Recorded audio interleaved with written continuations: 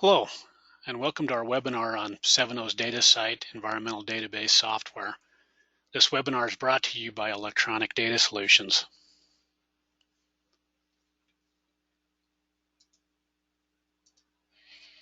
First, an introduction to Electronic Data Solutions. Electronic Data Solutions has been in business for 29 years. Our main office is in the south central town of Jerome, Idaho. In addition to our main office, we have 5 field offices, mainly in the western United States. Electronic Data Solutions has been in business offering a variety of hardware and software solutions for field data collection. We also provide complete technical support, training, and repair services. You may say there are different business units within Electronic Data Solutions. We have our Water Resources business unit, where we provide water level sensors, water quality sensors, flow meters, automatic samplers, acoustic Doppler current profilers, telemetry equipment, and data loggers from some of the world's leading manufacturers. Within our GPS and GIS business unit, we're the world's #1 reseller for mapping grade Trimble global positioning systems and GIS equipment. We're an Esri Gold business partner and developer, and we provide GPS-related accessories such as laser rangefinders, GPS-ready digital cameras, as well as tablet and handheld field computing solutions with integrated GPS. We also provide GPS and GIS technical services. We have a GIS support staff consisting of 5 full-time resources. We provide GPS and GIS cooperative support for other companies, and we're a preferred service provider for Trimble MGIS, providing repair services for GPS components and laser technology.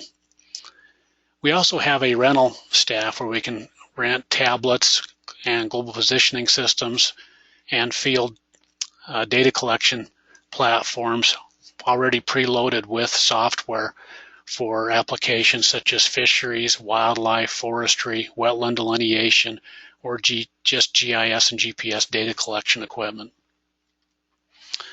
Okay, let's get started with our DataSight presentation today. What we'll do is we'll go through a PowerPoint which shows a lot of the main features within DataSight, and then we'll go from there to running the software live.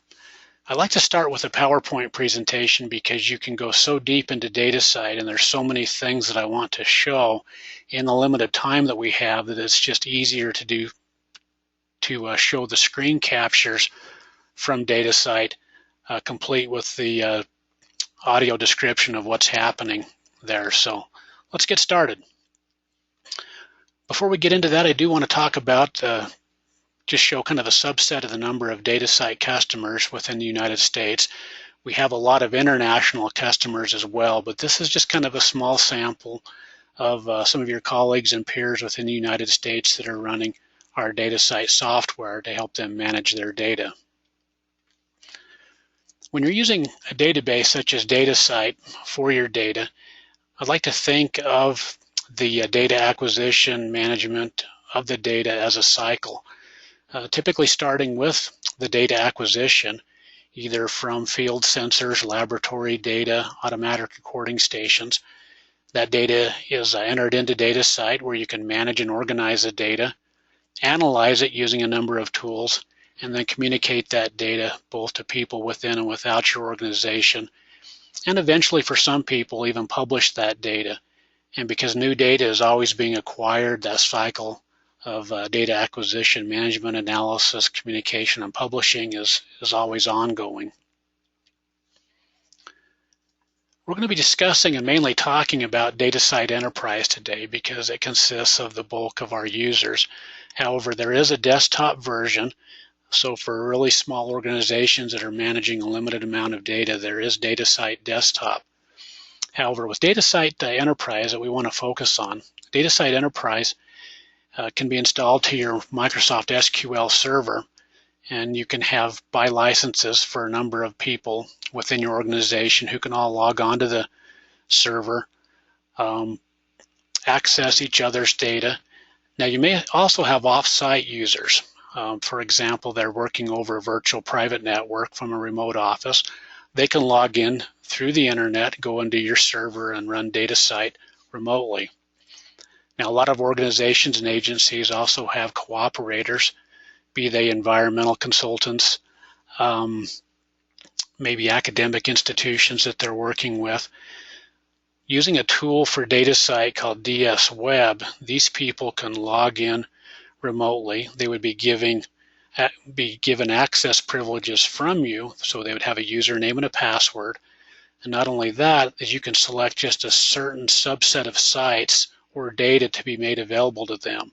You may have multiple sites and projects within your database and only be cooperating with one of them, so you can give them access to just those sites that they're interested in. When you're setting up DataSight Enterprise, there is an administrator tool. You can use SQL authentication or Windows authentication to log in, and then the administrator can set up different levels of permissions for groups or different individuals. So we've basically set security items for all of the main features of DataSight, and I'll read off what just a few of these are.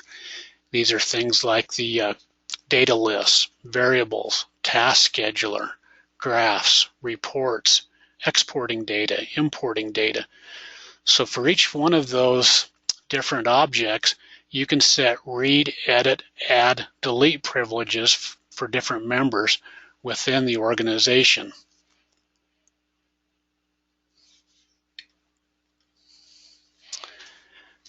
Now, using DS Web as a remote login tool for your staff, people would come in and click on users, select a specific user,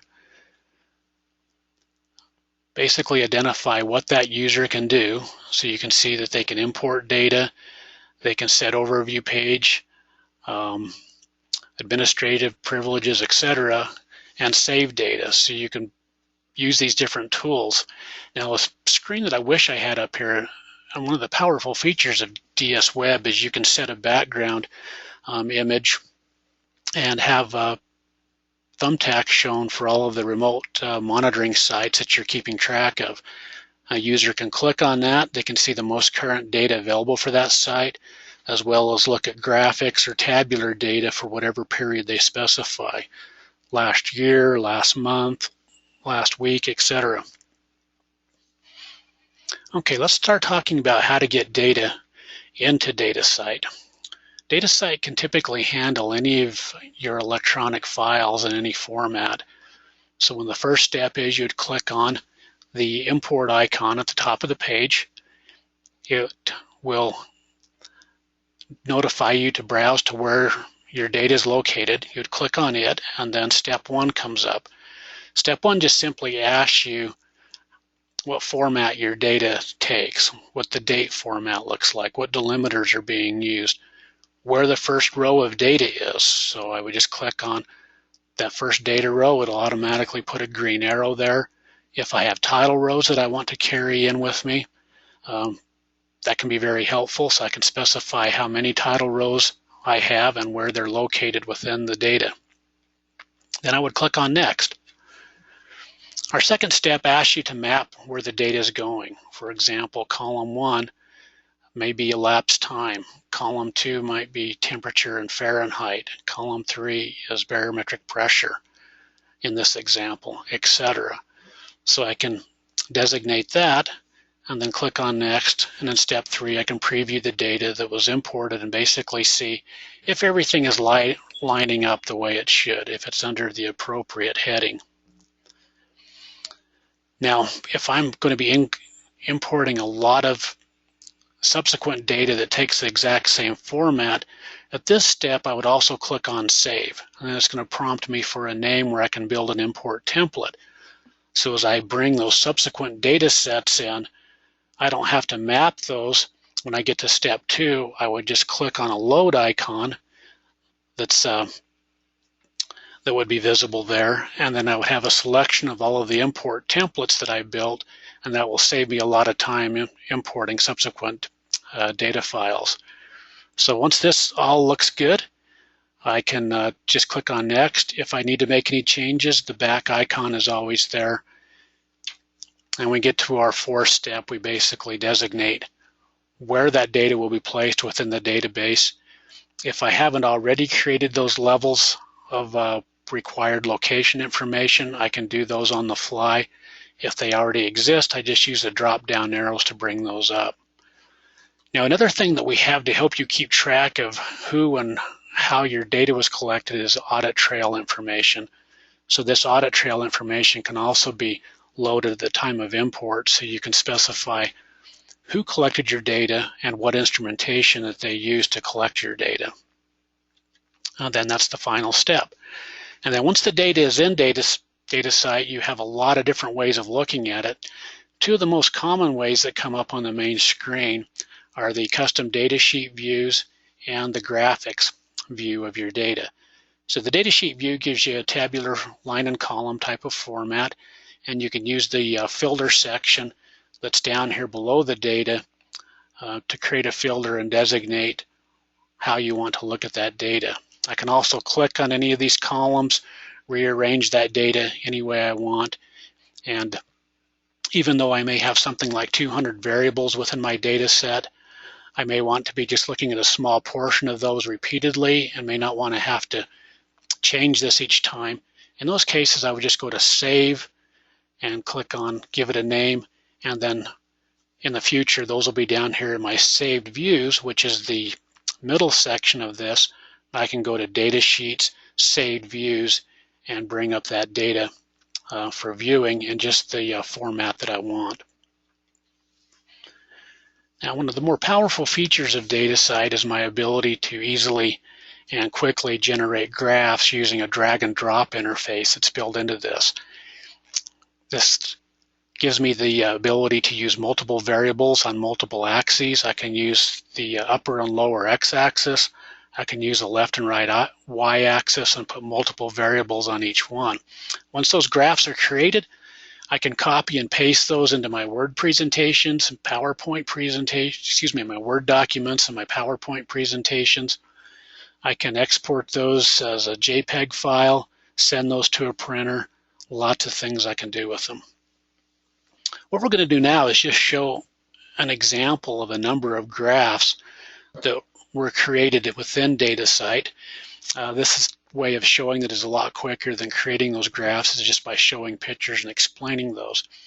Because I have all of my data together in one database, it's very easy to do comparative graphing, either from multiple points in time or multiple sites. For example, with this graph, I'm showing water level data from one year compared to another year.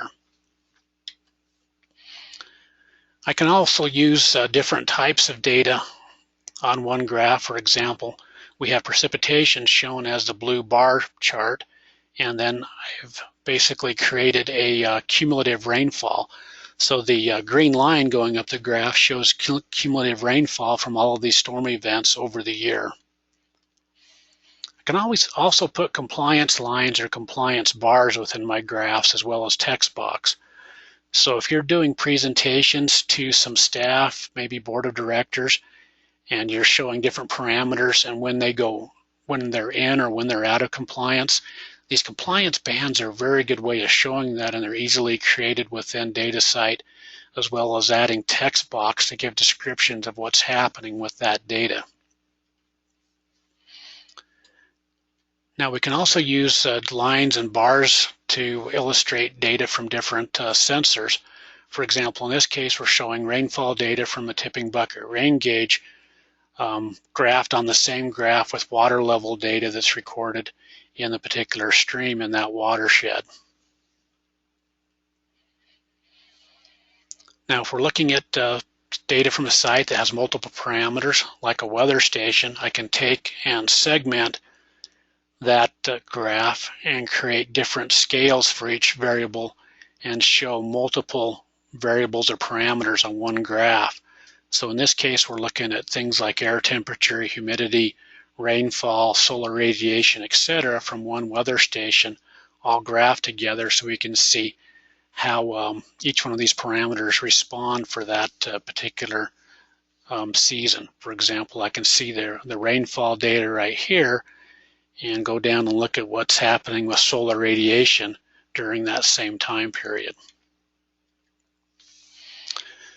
For those of you that have anemometers and wind vanes on your weather stations, a very powerful way of depicting the prevalent wind directions and predominant wind speeds is called a windrows.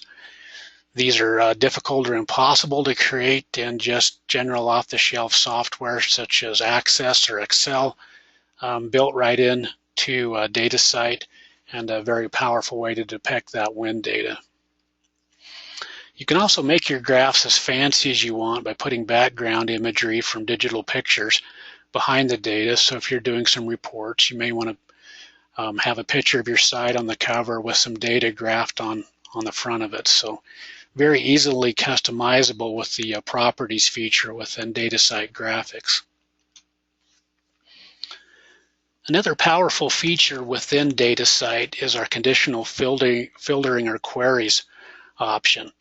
So you can create some very powerful queries to grab just subsets of data that meet that particular query. However, unlike Microsoft Access and other databases, you don't have to write complex queries. We've written all the logical operators for you. You just link those by going into your parameters list and then choosing logical operators such as and, or, and conditions such as less than, equal to, etc. And again, we'll show an example of this when we run the software live. Another powerful feature within DataSight is the DataSight Task Scheduler. If your organization or agency has reports, graphs, or data sheets that you have to create and submit on a regular schedule, such as every week, every month, etc., you can automate that process by using the DataSight Task Scheduler. So you would just designate what the operation is, whether it's a graph, report, etc., what kind of file format that you want it in, the directory that you want that file placed in, and then how often you want that generated and when you want it generated. So that can save you a lot of time. Within DataSight, there are a lot of ways of doing QA, QC on your data. A global way of doing that is by using stop lighting. So as you're adding parameters or variables to DataSight, it may be things like air temperature, relative humidity, dissolved oxygen, or pH. You can set your min and max values for stop lighting possibly to correspond with the absolute upper and lower limits that's available for each one of those parameters. So if you have a sensor malfunction or something goes bad, you can quickly pick that up in your datasheet view just simply by implementing the stop lighting feature. Another way is by using the DataSight data quality flags. So you can designate different flags for raw data as it comes in, data that's been edited or modified, data that's been verified, data that's been archived and locked away so that nobody can change that. So you can see that different colors have been assigned for each one of those different operations, as well as a numeric flag index.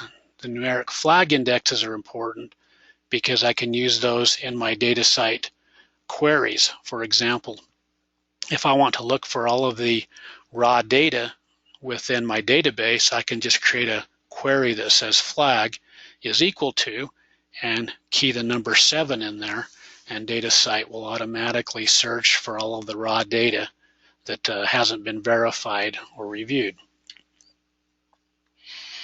Another thing that you can do is create DataSight standards.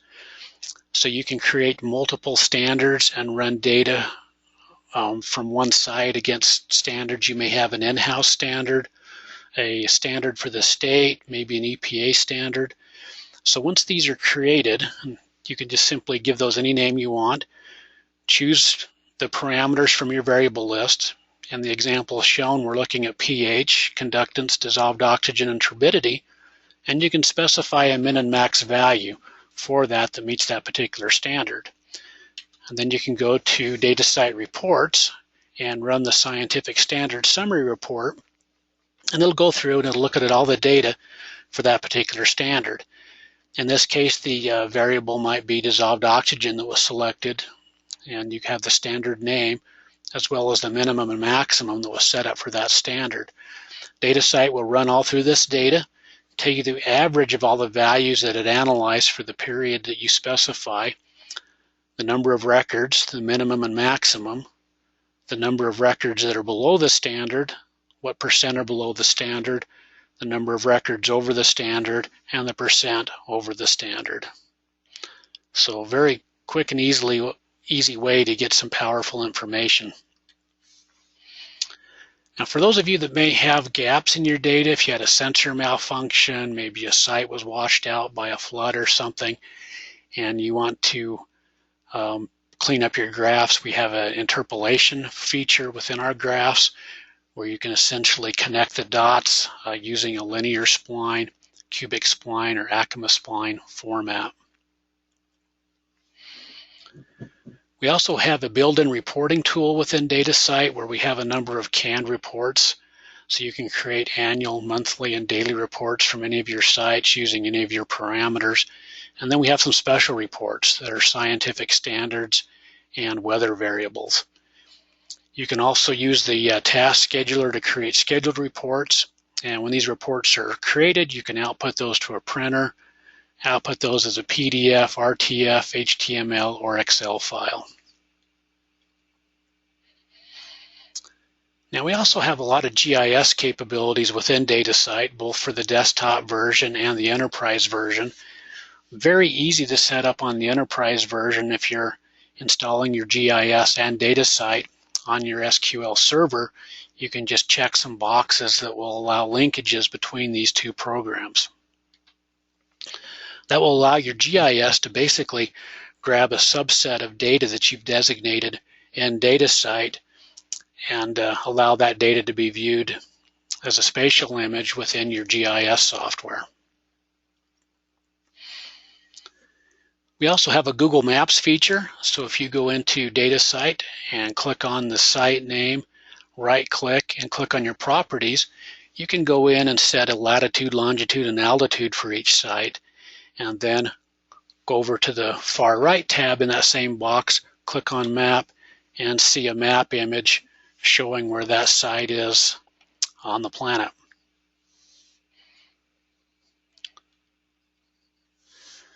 Now, to help you keep track of your data, we have an Audit Trail feature. So if you, in this case, instead of clicking on the site, if you actually click on the date that the data was collected, you can see the event properties for that. So you can see who collected the data, what organization they were with, what the instrument was that collected the data, even the serial number.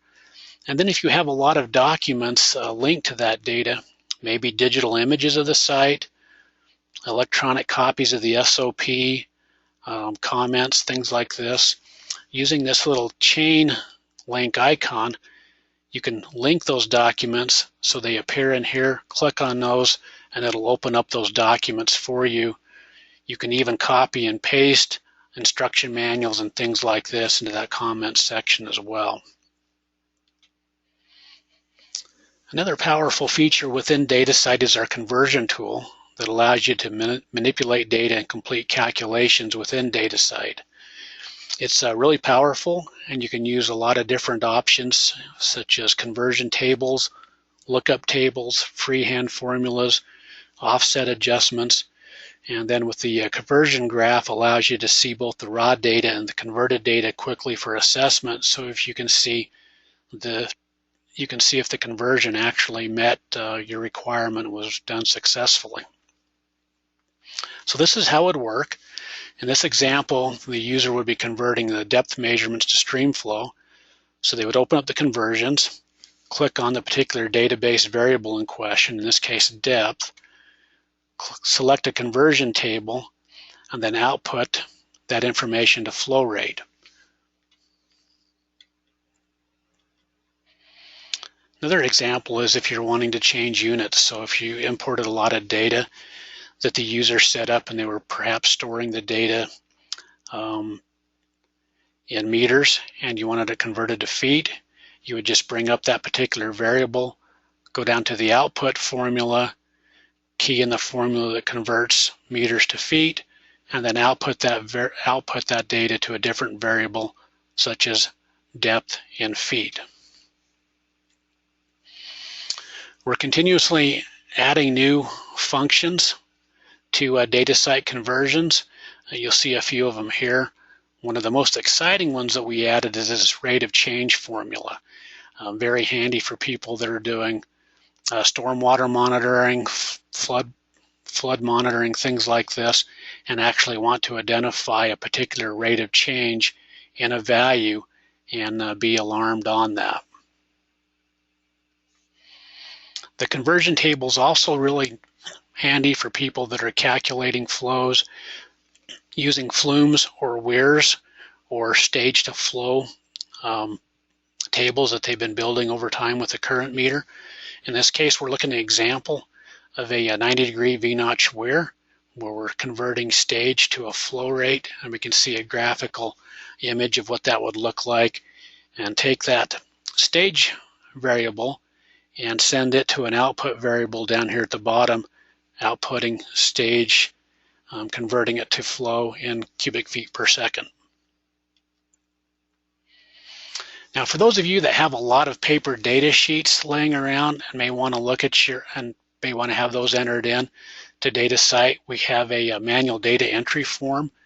You click on the MDE tab in DataSight, and it prompts you to enter where the data is coming from, who collected it, the date and time it was collected, and then you can go into your variables and you can tell it what variables you want to keep track of. So typically I tell people to build these in the same order they appear on their data sheet, making it very easy for the people entering the data. They don't have to bounce around, they can just go in order. Now, if you're going to be doing this repeatedly, you can actually save a template of this, give it a name, so the next week or the next month when you're doing the same thing all over again, you would just go into templates, select that particular template, and it would bring up whatever view you created.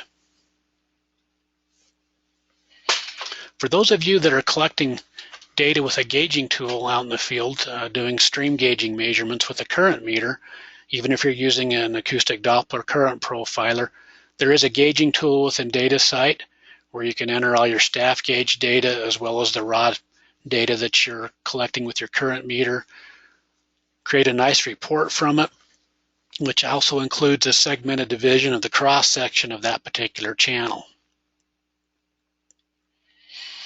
Okay, we're going to take DataSight for a test run now and actually give you a good look and introduction of it. We won't be able to spend a lot of time going too in-depth within DataSight, but this will get you really familiar with the DataSight software. So let's kind of back up a little bit here and show the organization. So we'll kind of give you a tour of the main screen. So in the data list right here, I have a list of all of my categories of data. Now this is set up by you, so this comes as a blank slate where you can create any levels. You have basically 3 levels of organization that you can create. That's all done by you. We'll go into that later. I have my saved views. So I'll have saved views from graphs, data sheets, and reports. I have my field list. So this shows all of the names of the variables that I'm keeping track of. Now again, this is customized by you. You would create this by going into Settings and Variables, and this brings up my master variable list. So you can see a list of all of the different parameters that you want to keep track of. If you're using abbreviations, you can put a description in there. You can keep track of units. You need to identify whether or not the data that you're keeping track of is text or numeric data. And if it's numeric, you can put a min and max value by it. This is where our stop lighting information came from.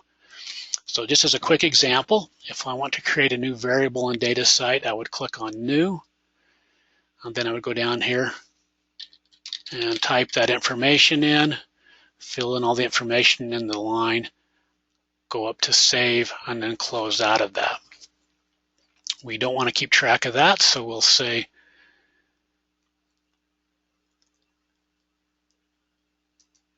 we'll just want to exit out.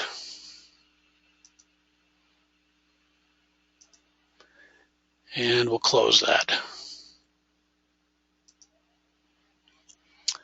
Okay, now let's go back up here and look at different ways to view our data. So we'll go up here to our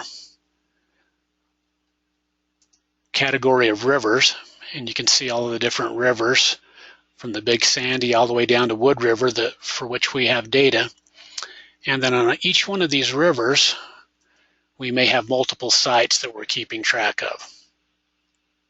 So on East Canyon Creek, I have sites above the reservoir, above the water reclamation facility, and a site called Bear Hollow. And then if I click on that, I can see all of the different dates for which I have data at each site.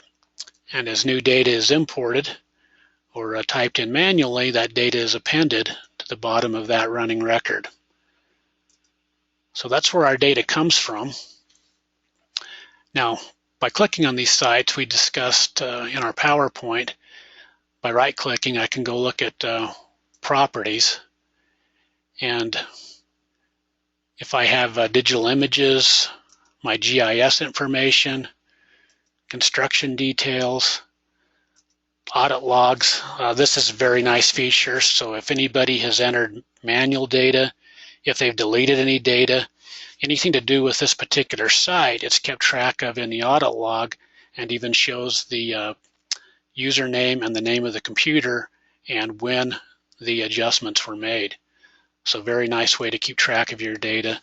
And then as well, you can go to the map icon and see where that site is on the Earth.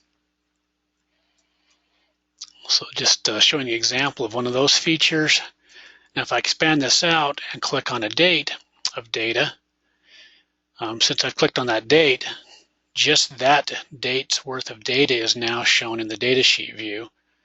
And if I right click on that, I can see properties associated with that, such as what was used to collect the data by model and serial number, who collected that data, and if there's any SOPs, instruction manuals, or comments associated with that, those could be here in this comments section.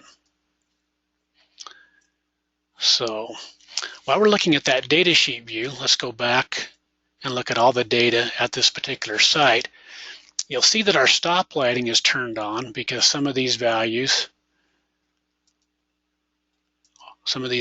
are blue, meaning they're exceeding the limit.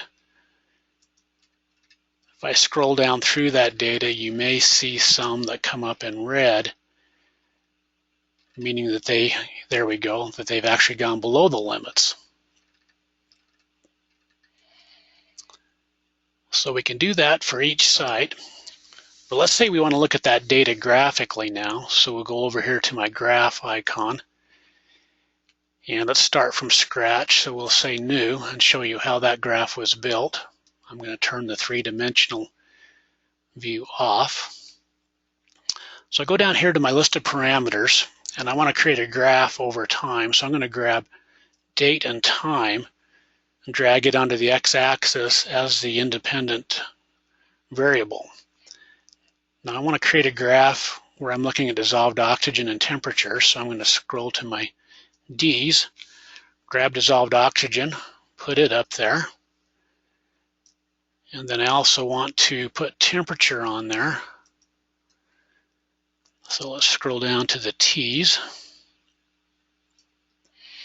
And we have temperature, so that way we can look at dissolved oxygen and the corresponding water temperature.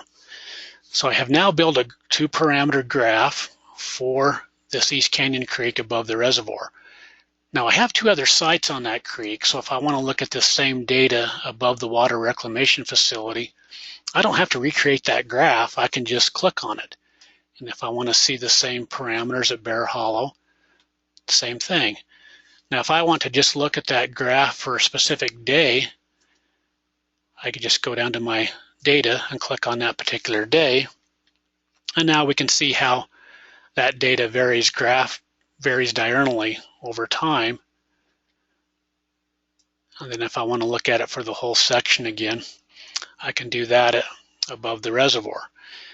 Now all the DataSight graphs are dynamic, so if there's a section of data that I really want to look at in detail, I can just draw a box around it. So I'm going to click in the upper left-hand corner, draw a box around my data, and DataSight will automatically zoom in to that particular set of data. So I can get a really good handle on what's going on at that site. I can keep zooming in. Now once I've created a graph that I like, I can right-click in here, copy that graph to a clipboard so I can put it into my PowerPoint presentations, Word documents, Excel if I want to use those for anything. Or I could save that as a JPEG or just simply do a print right from DataSight. Now if I want to get back to the original graph, I can zoom to extents by starting in the lower right-hand corner and drawing a box the other direction. So very powerful graphing capabilities. If you right-click within the graph and go to Properties, there are lots of tools there for customizing the graphs, putting your own legends, changing colors, putting background imagery behind there like we showed in the PowerPoint presentation. So tons of things that you can do there. We could literally spend hours just showing you how to customize different graphs. Now I'm going to go back to the datasheet view, and I'm going to show you how to grab subsets of your data using the Filter or Queries tool. So if we go down here, it's automatically created a 3-level query just simply by clicking on the station name. So if I'm very interested in dissolved oxygen at this site, I can say I want to see all the data where dissolved oxygen in milligrams per liter is less than or equal to 3 milligrams per liter. Click on that. The data is automatically sorted. Now all of the data that appears here in the data sheet meets this particular condition of being below this dissolved oxygen limit. And I can even filter that even more, saying, okay, that's interesting. Now I want to see all of the data where, in addition to all of those other criteria, where temperature is greater than or equal to 55. And it's zoomed in even further. So now I can see all of the date and times from this site above the reservoir where data is below 3 milligrams per liter and the water temperature is over 55 degrees. So interesting ways to get a look at your data. You can uncheck those filters and go back to the main set of data. Now we talked about data flagging for QA/QC. So we're going to go to our settings and go to flags and basically show you how that was set up. So you can see that mine set up so all of my raw data is yellow, poor quality is another color, reviewed and archived is in blue, and any data that revises is this light green color. So that's where those come from, and then I have a flag index here where if I want to find all of my raw data, I would just go down to my filters or queries and say flag is equal to, and then type that number in there. Show you an example of how that has worked with some of the data. Here at this Bear Hollow site, I believe I've coded it. So as I scroll through it, I can see data of corresponding colors depending on what I have done with that particular data. So this just tells me immediately right off what data I'm looking at. Again, I can highlight data and set a flag just by highlighting a subset, right-click, go to Set Flag, and then change that to whatever I want. So if I've just analyzed that day's worth of data and say, hey, everything looks great, I can go ahead and set that as reviewed and archived, and it'll color that corresponding color.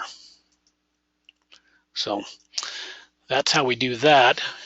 Now another thing that we discussed that I want to show you is our DataSight conversions. So we again can right click and go to conversions. Here this will default to the site that I have selected. I can choose a variable that I may want to analyze at that site. We've been talking about dissolved oxygen. So that will come up and be my master variable A. And then if I want to do a freehand formula with that, I would just do A times whatever, and then I can choose an output variable from my list and output that to something else. Now generally I would have had a variable selected that would be calc1 or something like that I could output that corrected or calculated data to. And then once that's identified, I would just click on Update Data, and it would populate a new column with these calculations being done on the dissolved oxygen data. This is a very handy free feature for people that are calculating loading. They may want to look at bring up their total suspended solids data, multiply it by the flows in the stream, put a time component in there, and then populate a variable called loading for that particular site. Now I can also work with other variables, so I can add variables on there, multiply variable A by variable B and subtract variable C from it. So again, lots of manipulation that you can do with that data. These are all the things that we wanted to show in the introduction. If from this introductory webinar it looks like DataSight is a database that can work for you and you'd like to see it in more detail, there are a number of ways to do that. One of those is that you can download a demonstration copy of DataSight by going to www.70.com, or you can contact me and access that information. Email me, call me. We'd be happy to set up a DataSight demonstration specifically for you that can be more interactive. We could even work with your data during the course of that demonstration. So lots of options for evaluating DataSight, and would really encourage you to do that if this looks interesting to you. Thank you for attending and watching the webinar today, and we hope you'll join us for additional electronic data solutions webinars.